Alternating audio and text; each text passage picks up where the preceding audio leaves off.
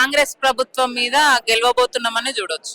రాబోయే రోజులలో BRS party జెండా ఎగరవేస్తామన్నామని రాష్ట్రంలో మళ్ళీ కేసీఆర్ గారి నాయకత్వంలో మనం అందరం కూడా సుభిక్షంగా ఉండాలని ఈరోజు చాలా మంది మన ఇప్పుడు ప్రస్తుత ముఖ్యమంత్రి ఎవరైతే ఉన్నారో రేవంత్ రెడ్డి గారి వారి అత్తగారి ఊరు నుండి ఈరోజు చేరికలు జరిగినాయి.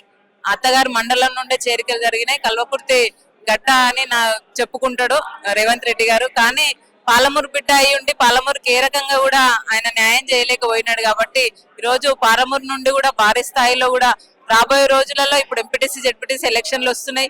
గతంలో జరిగిన సర్పంచ్ ఎలక్షన్ లో కూడా ఎక్కువ మట్టుకు మన బిఆర్ఎస్ పార్టీ నుండి సర్పంచులు గెలిచినారు.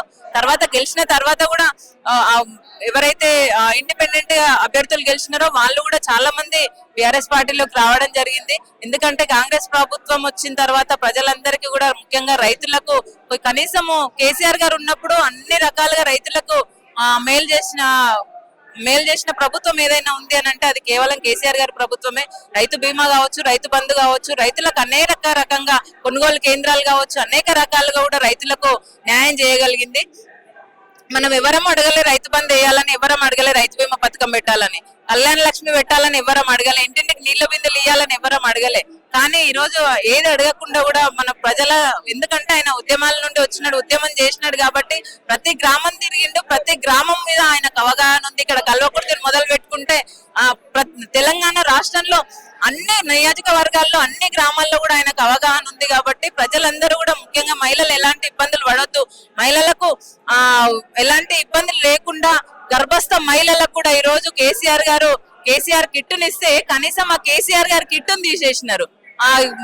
వాళ్ళకి ఎవరైతే గర్భిణీ స్త్రీలు ఉన్నారో వాళ్ళకి మంచి ఆహారాన్ని, పౌష్టికాహారాన్ని ఇవ్వాలనే ఉద్దేశంతో ఈ రోజు కేసీఆర్ గారు హెల్త్ కిట్ ని ఇస్తే ఆ హెల్త్ కిట్ ని కూడా తీసేసినారు. ఇప్పుడు ఈ రోజు చెప్పుకుంటున్నాడు ఆయన, నేను 1 కోటి మంది మహిళలను కోటీశ్వర్లను చేస్తాను. కనీసం మహిళలకు ఎలాంటి వాళ్ళు మేలు చేయకుండా కనీసం గర్భస్థ మహిళలకు కూడా మీరు హెల్త్ కిట్ అనేది క్యాన్సిల్ చేసినారు, కేసీఆర్ కిట్ ను క్యాన్సిల్ చేసినారు. అలాంటి పేరు చెప్పుకుంటా ఈ రోజు మహిళలను కోటీశ్వర్లను చేస్తామని ఏ రకంగా అంటున్నారో నాకైతే రేవంత్ రెడ్డి గారు ఏ రకంగా అంటున్నారో నాకైతే అర్థమైతే లేదు.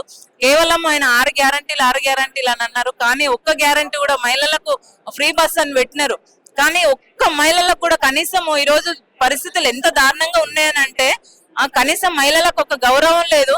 కానీ కడుపు కాలను వచ్చి ఏదైనా యాక్సిడెంట్ అయ్యేదన్నా, రోడ్డు ఏదైనా ఇబ్బందులు ఉండి కూడా ఆరోగ్యం ఖరాబ్ అయ్యి కూడా ఏదైనా చేయలేపితే గతంలో బస్సు ఆపుతుండే. కానీ ఇప్పుడు కనీసం బస్సు ఆపే పరిస్థితులు లేదు. మహిళలను చూస్తే ఒక దారుణమైన పరిస్థితి ఈ రోజు బస్సులలో మనం అందరం కూడా చూస్తున్నాం. అలాంటి విలువ లేకుండా చేసిన రేవంత్ రెడ్డి గారు ఈ రోజు 1 కోటి మందిని కోటీశ్వర్లను చేస్తా అని మహిళలకు ఏదో చేస్తామని అంటున్నారు. కానీ మా మహిళలు ఎవ్వరు నమ్మే పరిస్థితిలో లేరు. ఆయన ప్రభుత్వం మీద ప్రతి ఒక్కరు కూడా విసిగిపోయి ఉన్నారు. రైతుల కష్టాలు, మళ్ళీ కరెంటు కష్టాలు గ్రామాలలో చూసుకున్నట్టయితే మనం అందరం కూడా ఒకసారి మీరు సోదరులు కూడా, మీడియా సోదరులు కూడా గ్రామాలలో వెళ్ళి చూడండి. ఒక్క రోజు కూడా కేసీఆర్ గారి ప్రభుత్వం ఉన్నప్పుడు ఎలా అయితే ఉన్నారో ఇప్పుడు రేవంత్ రెడ్డి గారి ప్రభుత్వం వచ్చిన తర్వాత కనీసం ఆయన సొంత గ్రామంలోనైనా రైతు బీమా కావచ్చు, రైతు రుణమాఫీ కావచ్చు, 100% రైతు బంధు కావచ్చు, 100% పడ్డదేమో.